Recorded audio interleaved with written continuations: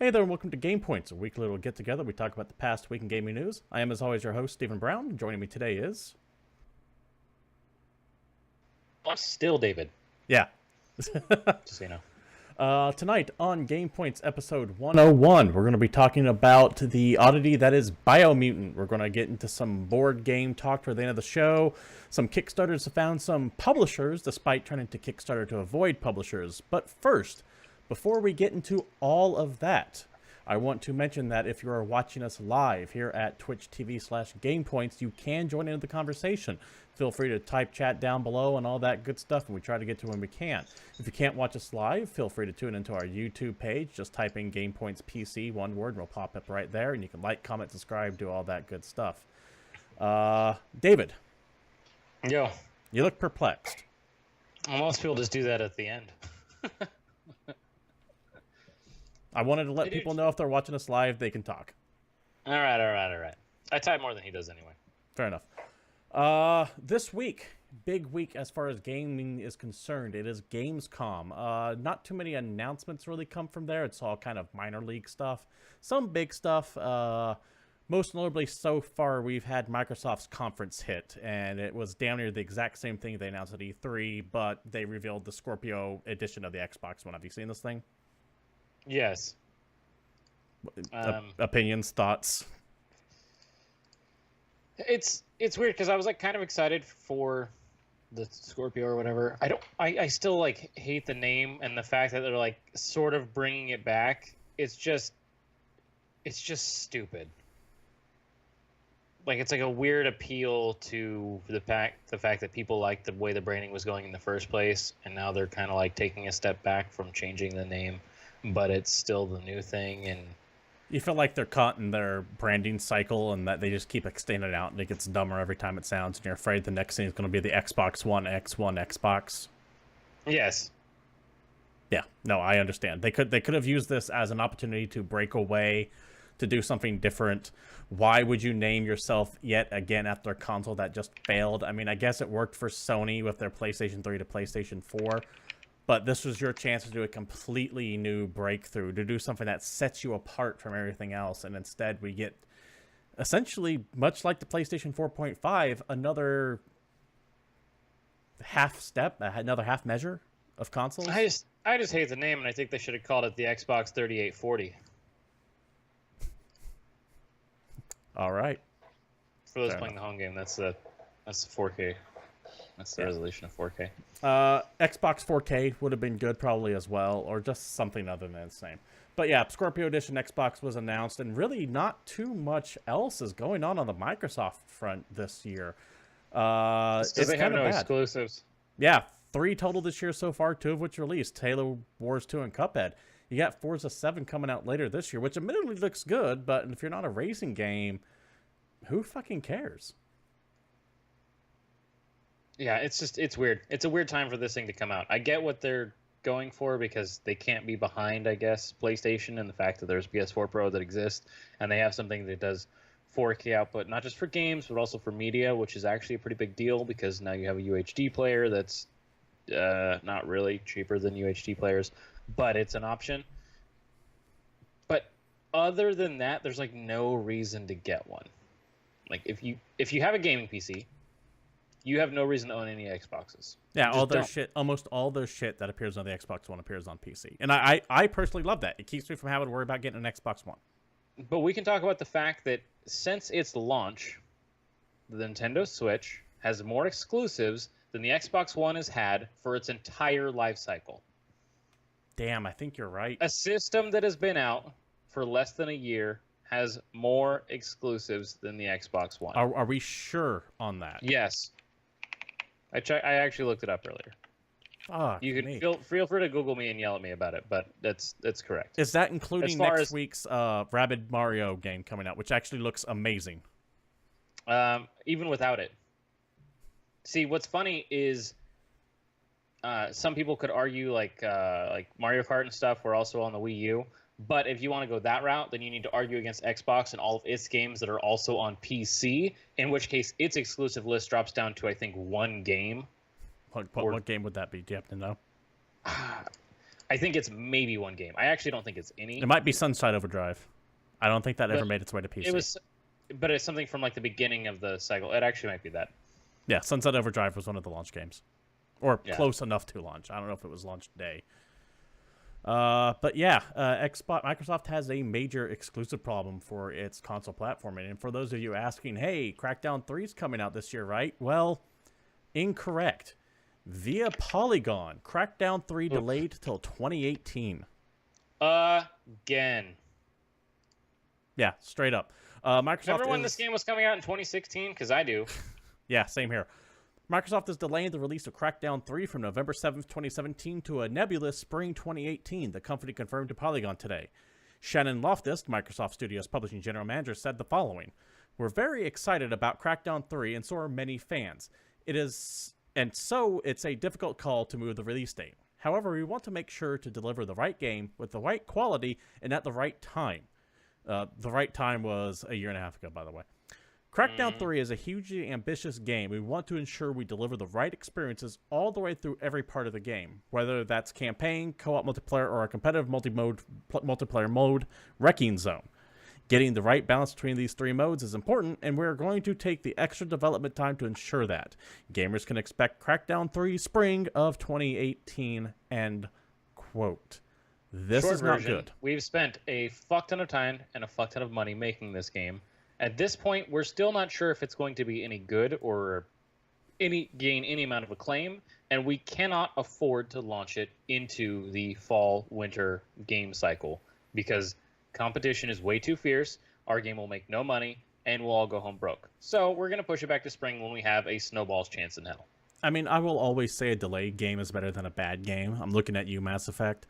But it's just so upsetting. What the fuck has happened with the development of this? I know Microsoft had a bunch of shakeups, right? So when this got delayed before, in like the big 2016 delay that happened, and we thought it was coming out at some point this year, they didn't have any kind of firm date, so they were totally free to push it to next year and not have any issues. And then what? A few months ago, or what? When was E3? I don't even know. They're like, hey, by the way, this is coming out in September with the Scorpio. This is like the only fucking game coming out with the Scorpio, and now it's not. Yeah. So, quick question. What's the launch title for the Scorpio? Forza. Like that's the only title coming out. But yeah, you make a damn good point. At least when the PlayStation 4K came out, the PlayStation Pro, they were kind of already setting up games to work along with it. Horizon, for example, being the big one I can think of, where they always mention constantly, hey, this is going to look fabulous on the PlayStation 4 Pro. With the Scorpio, Crackdown 3 getting pulled back, and admittedly it's going to be on the Xbox One as well, but it doesn't have a big marquee title releasing alongside it that's supposed to show off what this thing can do. I mean, if you buy a Scorpio, literally the only thing you're going to use to show it off is Forza, which admittedly looks fucking amazing, and I really want to play that game. But it's a weird decision. Yeah, I agree. When did the PlayStation Pro come out? Last year, but was it fall or early spring of this year? He's checking that for me right now. All right. Because I want to make sure that we're being fair to it. I don't want to say that the PlayStation 4 Pro launched alongside Horizon if Horizon launched in March and the PlayStation 4 Pro came out in November, which it could be the case, actually. They were really close together. Was it like December? No, it was November. Okay, right? So if Crackdown comes out right before the holidays, and then you had. Okay, I guess that's fair because most of the big titles for Sony came out at the beginning of this year. Yeah, I just wanted to make sure that we're right, and I think we might have been judging things a little too harshly there, or at least giving Sony more credit than they deserve in this case. That's fair. Yeah. That said, take a look at the two big games that are supposed to be kind of tied to this system. One is Crackdown, the other is Horizon. As far as looks, Horizon is far more beautiful than Crackdown is. Now I get that Crackdown has that cloud computing thing, and it's like everything is supposed to be 100% destructible, and that does require an extra bit of computation. Only in multiplayer. They've confirmed that multiple times. Oh, the complete destructible shit's only in multiplayer, not in single player? Yes. Oh, correct. God. Wow. a lot of my excitement for Crackdown just went away because I was kind of hoping this was going to be a Red Faction Guerrilla 2 for me. No. Because they talked about tragic. the fact because all that computing power is taking place on the server, and it's only really going to be using their servers when you're connected to them when you're playing multiplayer. Wow, that is just fucking tragic. At least that's the news I know from like that 20-something minute long YouTube video I watched during E3 about it. No, I did not know that. Damn.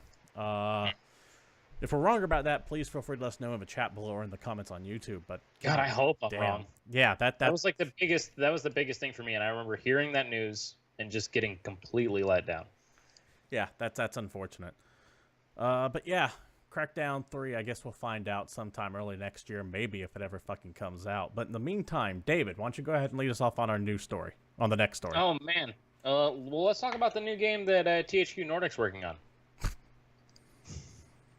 And we did mention that they were going to announce something new on a Gamescom. They were going to rehash an old IP, which I don't know what it is yet. I need to see if I can find that out. And they're supposed to do a new IP, and this is it. And it's called BioMutant.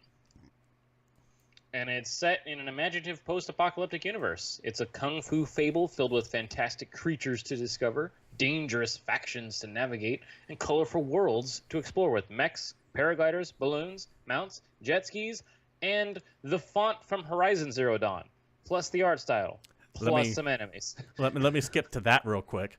Take a look at this bullshit right here. If you take the cover for Horizon Zero Dawn and put it up to the leaked cover for BioMutant that was shown in a magazine a couple days ago, you can tell they're really fucking aping on the Horizon style. You know what this you know what this reminds me of? You know, back when movie rental places exist like Hollywood or Blockbuster, and you would see like Transmorphers.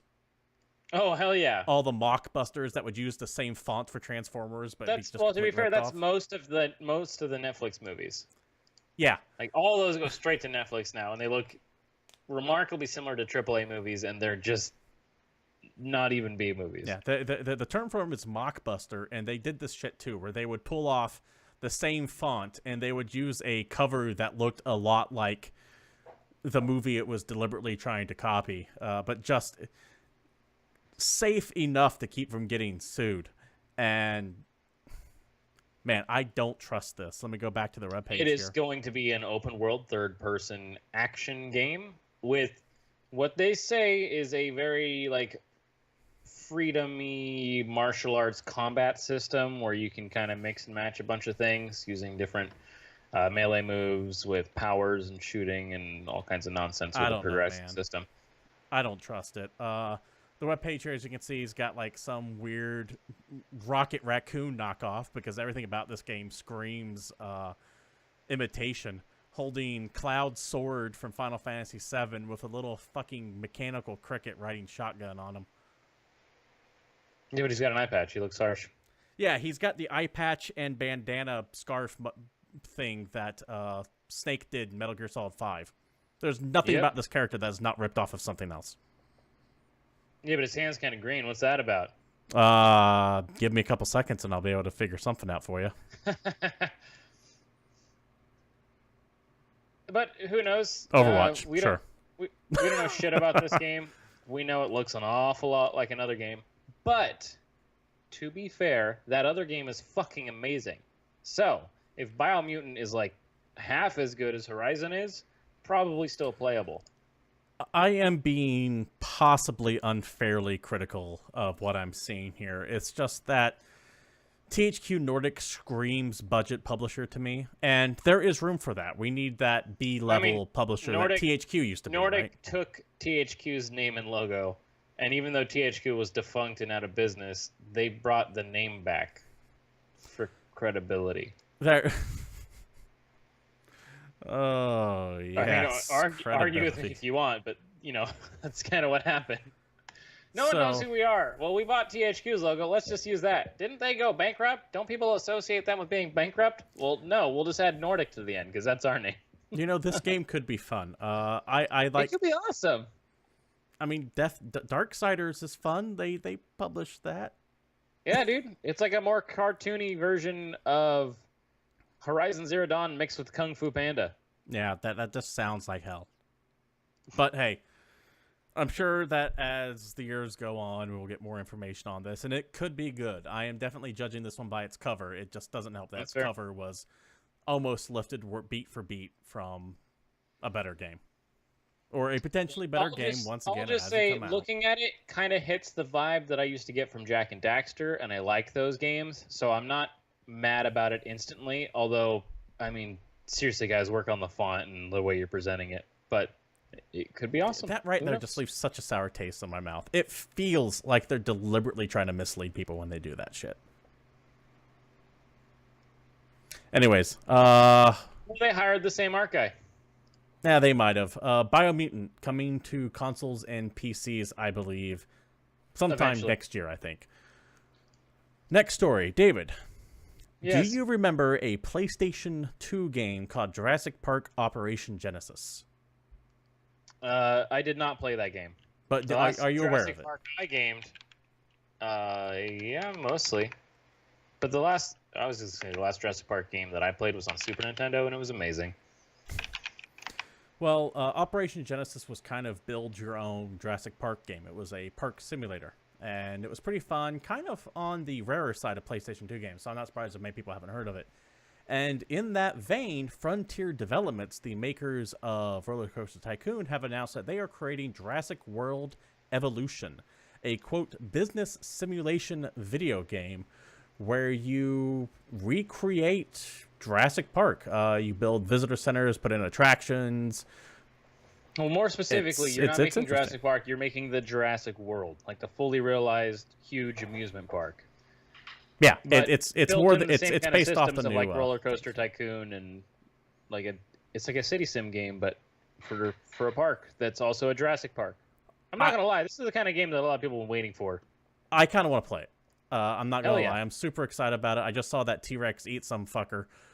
What I want to know though is how is the game really going to handle that?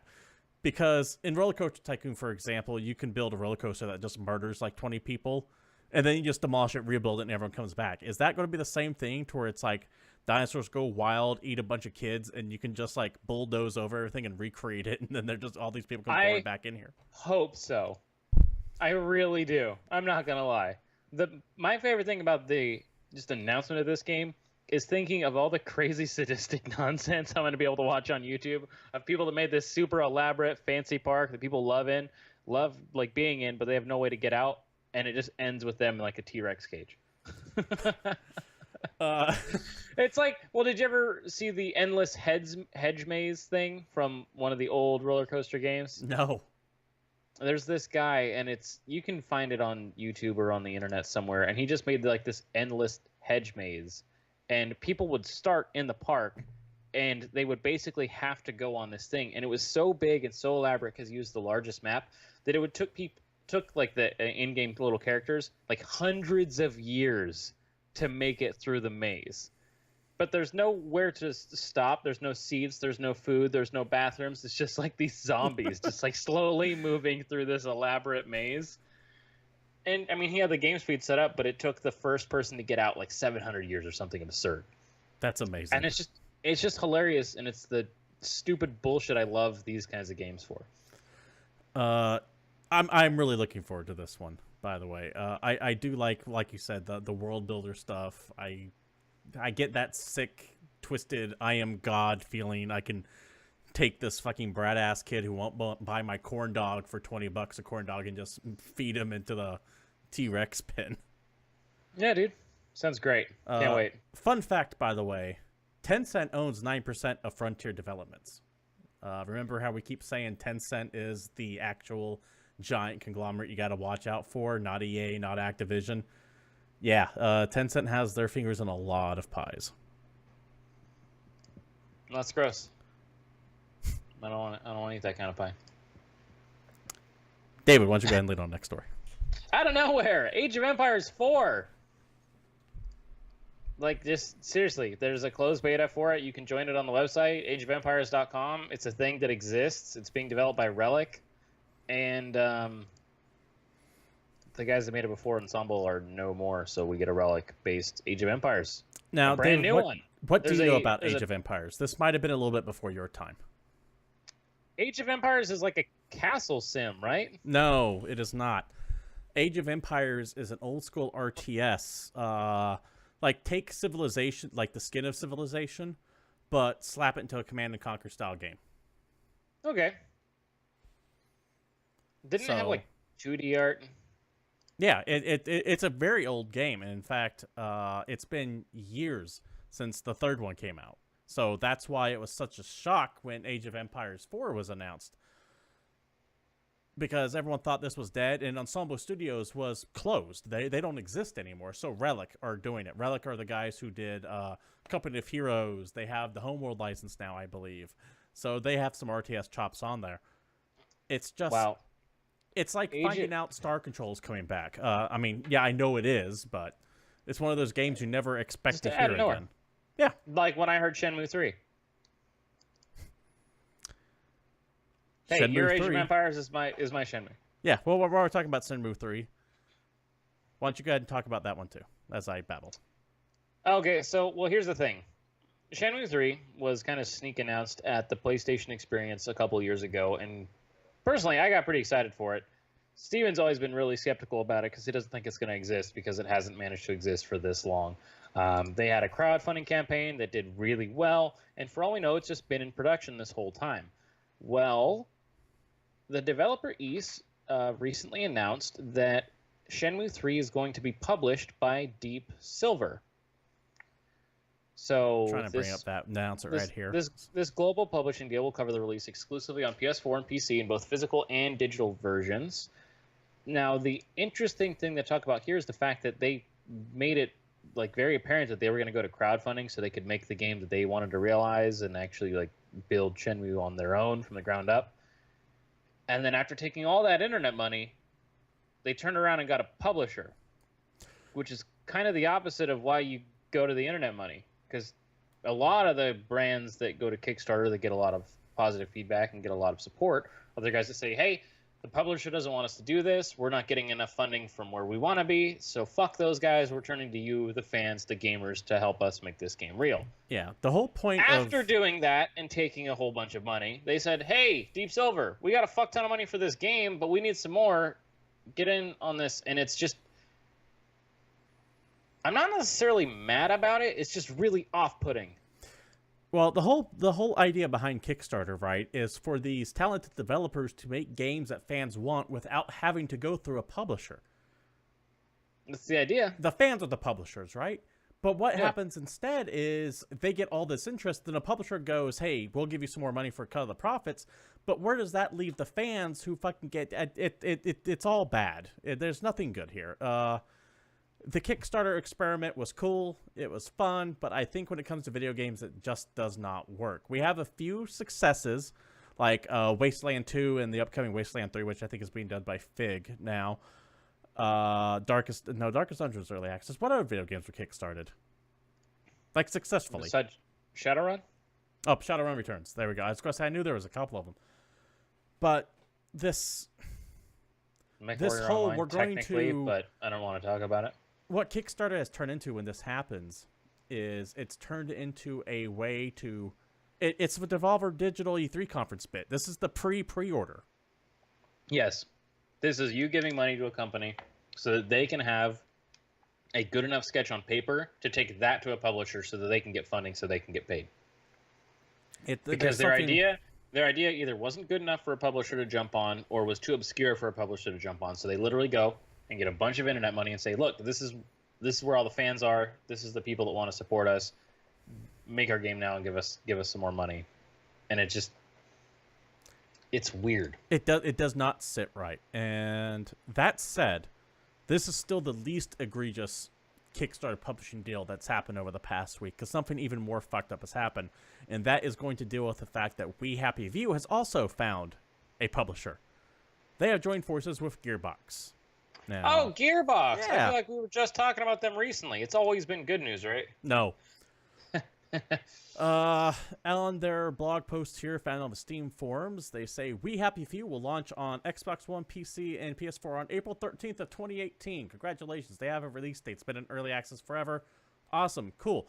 And that they're now getting published by Gearbox Publishing. Of course, since this means that you're considered a AAA game now rather than an indie game they started off as, that means you can't just charge $30 for your game anymore like they were since its initial launch on Steam Early Access.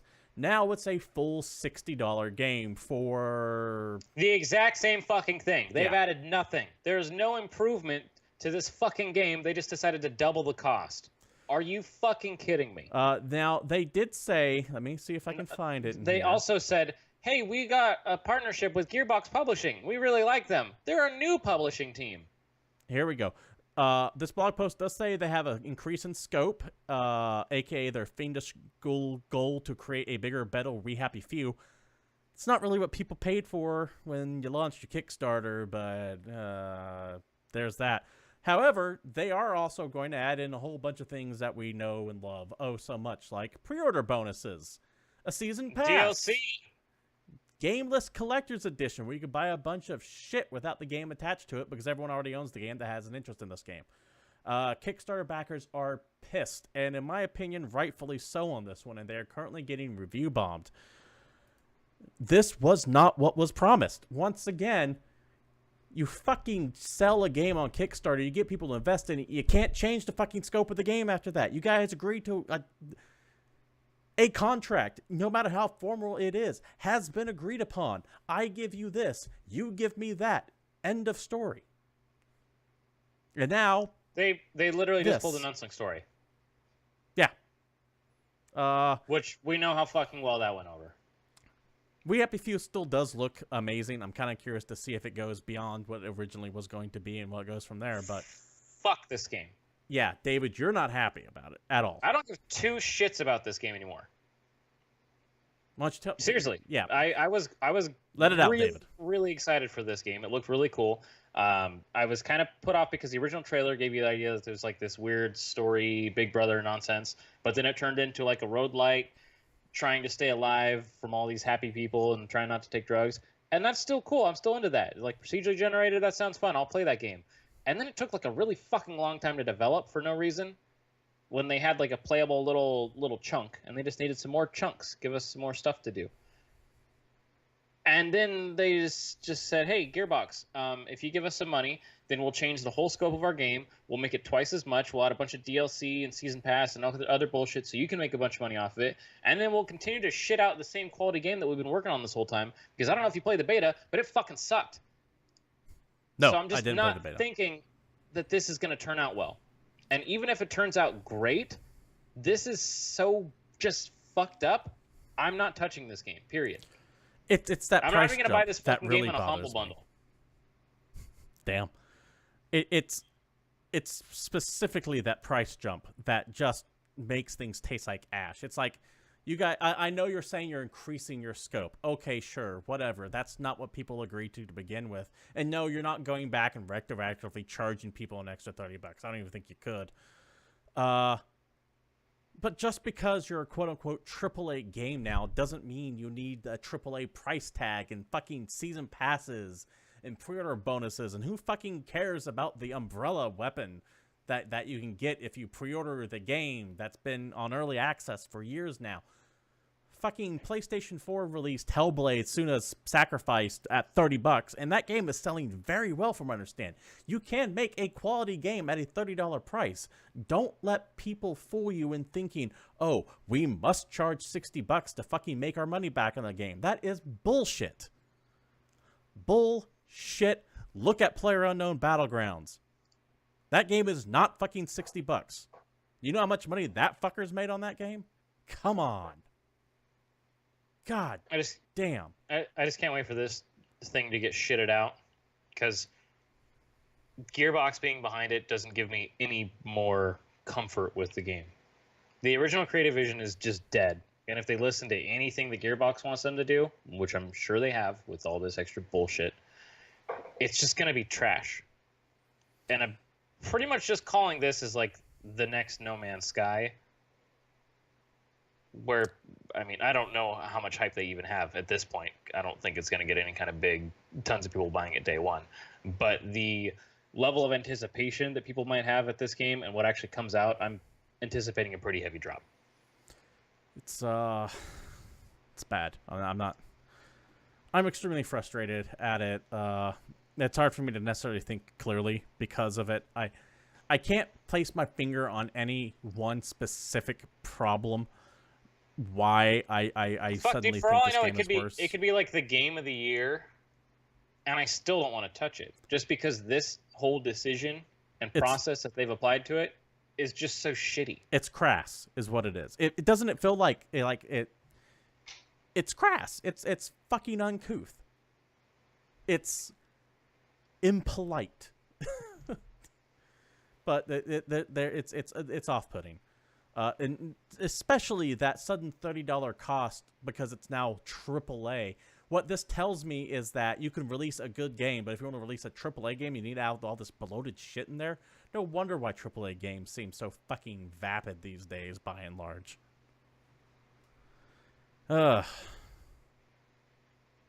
David. I guess I should at least point out that the only good part of this article is the fact that they mentioned that the original Kickstarter backers do get the season pass for free. Well, you fucking better. That's part of what you agree. No, that wasn't even part of the agreement. God damn. I know. It's just the fucking, like, hey guys, just so you know, since you've been with us from the beginning, we're not totally fucking you over. Well, let's pause. Think for 1 second. If we spent the original $30 on this product, how are we being fucked over? That's true. That's a good point. If you bought it in like the first wave of Kickstarters, then you're just getting a bigger game. Okay. It's everyone else who's been kind of looking forward to it because I don't buy into Kickstarter. There have been too many failures for me to really risk my money on that for most part when it comes to video games. I don't buy into early access. I expect that when I buy a game, I want it to be a complete game. Those specifically are the people that are fucked. Yeah. I think that's probably why I'm so pissed. Everybody that jumped on early access. Oh, do early access not get the season pass? No. The original Kickstarter backers get the season pass. That is fucked up. That's way fucked up. I didn't know. When you said that, I thought that means everyone gets the season pass, not just only Kickstarter. So if I would have hunked down $30 or whatever they were selling for We Happy Few for before this announcement, and then they tell me not all the game is in the game, they've either cut parts of it out, aka when it comes to season passes, there are really a couple things it can be. One, shit that was removed from the main game, to which you have to ask, why was it removed? And in my opinion, if it was removed, it must not be very important to the game. Or two, shit they haven't even thought of yet, and they're selling you nothing. Yeah. And they'll think of something to get around to it later. Because that's the two style of season pass, right? Either shit that was removed from the main game, or shit that's not even in existence yet, and they don't know what they're going to make. If there's a third one, please let me know. That's just, I don't fucking care anymore. Fuck All these right, people. Enough of this. Let's go ahead and move to the next story. David, why don't you talk about what the fuck this PlayStation 4 bundle is? If it even is a PlayStation 4 bundle. We could, but I was actually going to talk about the fact really quick that we've kind of now had the official confirmation that Mass Effect Andromeda is dead. Or we can go with that story too, because I'm skipping things around. Yeah. That's what I was going to bring up. So those fellers over at, I don't even know which fucking BioWare studio is it? It was Edmonton. Yeah, but they're all gone. So whoever's in charge of it basically released a statement saying this: our last update, 1.10, was the final update for Mass Effect Andromeda. There are no planned future patches for single player or in-game story content. In the coming weeks, our multiplayer team will provide details of their ongoing support and upcoming content, including new multiplayer missions, character kits, and what's in store for N7 Day. And yeah, it's done. There's no more content really being added to that game besides some multiplayer patches and stuff to try and get the 6 people that still play that game to continue to play it. What's really maddening about this is that there are deliberately plot threads fitted into the game that you can tell that were going to be fleshed out via DLC, such as, and they even mentioned it in this article, the Quarian arc. One of the arcs that was sent to the Andromeda Galaxy went missing, and one of the carrots on a stick they dangle in front of you is like, hey, what happened to the Quarian arc? We don't know. Bet it will get addressed in DLC. But it's not going to fucking happen because Mass Effect Andromeda sucked for all intents and purposes. Kind of killed that franchise. That team's going to be completely shut down and scattered to the 4 fucking cosmic winds. And now, I hope you like comics and movies, because that's where they're going to explain the plot there. Once again, going back to the DLC and Season Pass bullshit conversation, why fucking does it matter that we should buy the DLC when we don't even get guarantees of the promise of what's supposed to be cut out, added in later? Man, this is like a really salty day. It is. It's bad. It's all kinds of bad. It's fucking horrible, and I think everyone needs to kind of wake up and realize that this extra content bullshit is making games worse, because this is a case where shit was deliberately cut out of the game. You know for a fact that Korean arc storyline was left deliberately open to milk another $15 from people, and now, because the game was so fucked up, we don't even get that resolution to that storyline. At least it didn't have a season pass. I don't know if Mass Effect Andromeda had a season pass or not. I don't think it did. It did not. Okay, I didn't think it did. So I'm saying at least we didn't have to deal with that. No one spent an extra $30 for things that they hadn't even thought of that are never going to exist. Because that would be probably the biggest story here, if that was the case. But the sad thing is, though, still, they cut content that would have made perfect sense to have in Andromeda. They cut it deliberately to sell it off later.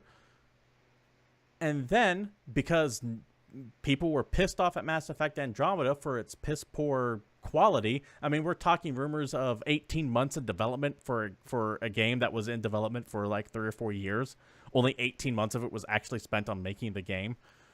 They rushed it out. It's missing shit. Animations are glitchy and buggy all to hell. It's got major technical problems. Let's put all that aside and the fact that those aren't getting fixed anymore either.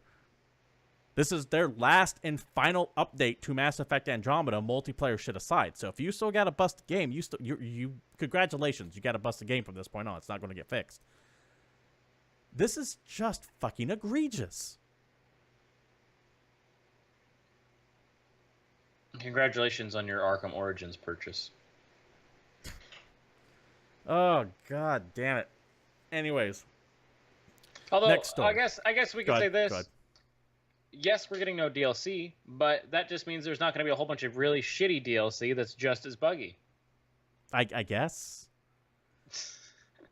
At least this way, they're not going to try and charge you an extra $20 or $30 for some more bullshit content that's not any good because they didn't actually fix the problems with the main game. My favorite part of that entire... There's your silverish lining. My favorite part of that entire thread is that they talk about what's in store for N7 Day. I'll tell you what's in store for N7 Day. Fucking disappointment, because Andromeda killed that fucking franchise. That series is now put on infinite hiatus. That team has been scattered. There are no plans on developing anything, and fucking BioWare are putting all their eggs into the Anthem basket. And you know what's fucked up about Anthem when it comes to BioWare? BioWare was known for its great, compelling, single-player stories. Anthem is going as a service-based, multiplayer-focused fucking shooter in the vein of Destiny and The Division. So not only are they putting need to get some money back. But okay, I'm not saying Anthem's going to be bad, but it sure as fuck ain't BioWare. I don't play BioWare games to play with other people. In fact, I hate playing with other people as a general rule. That sounds right. And this is just for it. I mean, I guess companies change over time, right? I mean, we can't keep expecting, like Naughty Dog, for example, will one day produce the post-apocalyptic MMO one day, but it still sucks when it fucking happens. Well, I mean, we can always go back to EA in the 90s and what their core mission statement used to be. It's in the game. No, I'm not even before that. There, if you remember, there was they had like old print magazine articles that would say like EA is a team of people from all around that really put our heart and souls into the games we make, and we believe that our product is for the gamer and for the end user, and we're never gonna fuck over people and blah blah blah. I'm not even necessarily look at where they went over the next 20 years. I'm not even necessarily willing to lay the blame at this one at EA's feet. I'm not even talking about. I'm literally just saying, to follow up with the fact that companies change, it depends on the leadership and it depends on who's working there. This, I think there is plenty of blame in Mass Effect Andromeda's case to go around. From the publishers of EA, down to the developers, down to the fact that people were bouncing out of BioWare, to it sounds like it was, if you can just type in like Mass Effect Andromeda development nightmare, and apparently a lot of people were saying it was fucking hellish to work on this game, that it was just everyone sniping at everyone else. There's something horrible went wrong with this game, and I would love to have been a fly on the wall to see what happened. All right. That was fun. Yeah, it's been a great day. I'm actually all kinds of like pissed and disappointed now and depressed, and I don't even know if I want to go on. I'm kind of tempted just to say call the show right here, but we do have two more stories we want to get to. One of them, I was going to let you do because I thought we were skipping the Mass Effect thing for some reason. I just went right over it because I knew it was just going to disappoint me. But one of them is this mystery GIF PlayStation Europe has tweeted out. It says we're getting geared up for the reveal of something new, and it is this red cloth over something. This has to be a PlayStation 4 Gran Turismo Sport bundle, right? This can't be anything else. Yeah, pretty much. It's probably going to be a special edition PS4 console. Yeah, and like a limited skin or color or something that's only going to be revealed in Europe. The hilarious thing in comments like, is it like a Vita 2 or a PS5? No. It's the fucking PlayStation Europe's Twitter account in late August. This is not a major Sony reveal. Yeah. That shit's going to happen at PSX. What the fuck is wrong with you people of the internet? This is going to be some like... This is a thing that's PlayStation related of something that's either immediately out this year or already out that's specifically for Europe. Yeah, this is...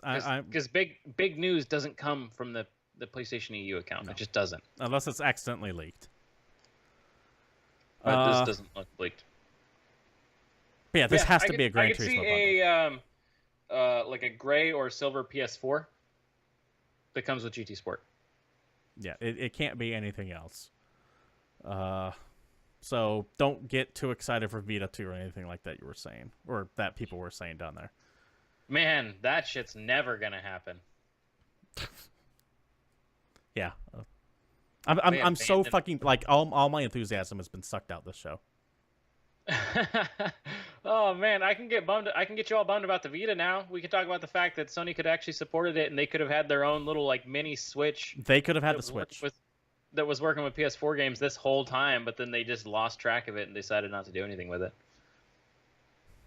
All right, we have one more story left, David.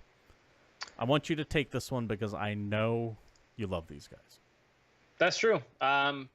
In a, for me, surprise announcement from Steamforged Games, those talented folks that put together the Dark Souls board game and are putting together a Dark Souls card game that I'm excited for.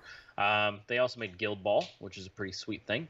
They are announcing a Resident Evil 2 board game. They're actually partnering with Capcom to bring the iconic Resident Evil 2 video game to board gamers of the world. And it's going to be launching via Kickstarter in late autumn 2017. The funny thing is it's not just a Resident Evil board game, it's specifically Resident Evil 2. Resident Evil 2, the board game. So are there multiple storylines? Do you play as Claire and Leon? I don't exactly know how that's going to work, but it'll be interesting to see. Steamforged 2's had some solid stuff in the past. That Dark Souls board game specifically is a blast to play, so I have a good feeling about this. Oddly enough, we were bashing Kickstarter earlier, or video game Kickstarters earlier in the show. But board game Kickstarters, by and large, I have yet to be disappointed with one. They do a bit better because they're just making a physical medium, and they don't really need a whole bunch of other shit. Yeah, didn't we get They into don't. this about how, like, if you design a video game, you're talking of a massive team and a lot of resources, whereas a good board game can be designed by someone who can do art and someone who knows mechanics. Yeah, and some of the most fun games I've played are designed by one person. Yeah. It's possible. So yeah, hopefully this is going to be great. I am definitely wanting to keep an eye on this one. One thing I have a question about, though, is what the fuck happened to that Resident Evil 2 remake? Because they're making it. It's in development, but we have just heard nothing about it. It's hiding somewhere. It'll come out when the FF7 remake does. Let's see. Kickstarter late autumn 2017. I have to wonder if this will be timed. If the Kickstarter for this, it says late autumn, I'm willing to bet they would count early December as late autumn, given the way financial quarters work. Oh, well, on their other page, it specifically says fall. Okay. Where I was going with that is because I am pretty sure when we are going to hear this Resident Evil 2 remake again is going to be at PSX this year, because PSX and Capcom have a very special relationship with the Capcom Cup being held there and everything like that. It makes sense for Resident Evil 2's remake to be announced at PSX, probably as some kind of Sony timed exclusive. And it would additionally make sense to launch the Kickstarter for this board game alongside that. I get that. That's just what I'm thinking. That would be that makes sense to me given how close Capcom and Sony are with PSX. Right? I'm not out in the woods on this one. No, that totally makes sense. All right. Either way, that is stuff that we won't be playing or paying for or seeing trailers for until later this year. But David, if I wanted to do something right now, this week, what is there that I can do? Well, we can just jump right into the biggest release for this week, at least for PS4 owners, and that's going to be the fact that Uncharted: The Lost Legacy hits. The big thing for me is just how fucking quick this game came out. Yeah, they announced it at the beginning of this year. Like, we just found out this game existed, and boom, here it is. Welcome to the new Naughty Dog game, but this time not starring Nathan Drake. You play as Chloe. You partner up with... It's Chloe and Nadine from Uncharted 4. Okay. And you go treasure hunting. If you just can't get enough of Uncharted style of gameplay, because from what I understand, it's very similar, very polished, a very good game, but it doesn't really do anything new. Doesn't really like push the series further, but it's more Uncharted. And if you need more Uncharted, there you go. That's also what I heard. That it's not going to reinvent the wheel, but it is a good game. So if you like Uncharted, I'm told you will like this. Mm-hmm. Also coming out this week, NFL 18, Madden NFL 18 specifically for Xbox One and PS4. Again, EA Tiburon, EA Sports coming out. It's actually the first game of the series since Madden 2005 to not be released on the PS3 and Xbox 360. So this is the first next-gen exclusive Madden game. I did not know that. Which is more of a big deal if you think about the fact that they can do a lot of tweaks to the engine. This is actually the first game in the series to be running on Frostbite, so it's going to look a hell of a lot better. It's got a big career mode. Of course it's Frostbite. Blah, blah, blah. And it's also the first game in the main series to only be available on 2 platforms since Madden 94. Frostbite does some things very well. That's true. Mostly everything else, running and shooting. Everything else fucking sucks. I don't know how well that's going to transfer to Madden NFL here. I do know that it was the ham-fisting, the shoehorning in of the Frostbite engine that helped fuck Mass Effect Andromeda's development. Once again, not to get fucking salty and bitter like the entire theme of the show has been. Well, they tried to make it work, and it didn't. And instead of talking about that, we can talk about the fact that The Escapist 2 comes out for Xbox One, PS4, and PC. Escapist 2 being the sequel to The Escapist, which is basically a pixel art version of The Great Escaped. Yes, the Steve McQueen movie. You craft, steal, brawl, Prison Break, man. No, shut up. Steve McQueen. What? You mean you don't like the hit Fox TV show starring Wentworth Miller? Where they escaped out of prison in season 1 and then the show just had no point ever all, so they kept getting caught and thrown back into a different prison over and over again? The show's so good, they have brought it back for another season that's apparently like a prequel or some shit.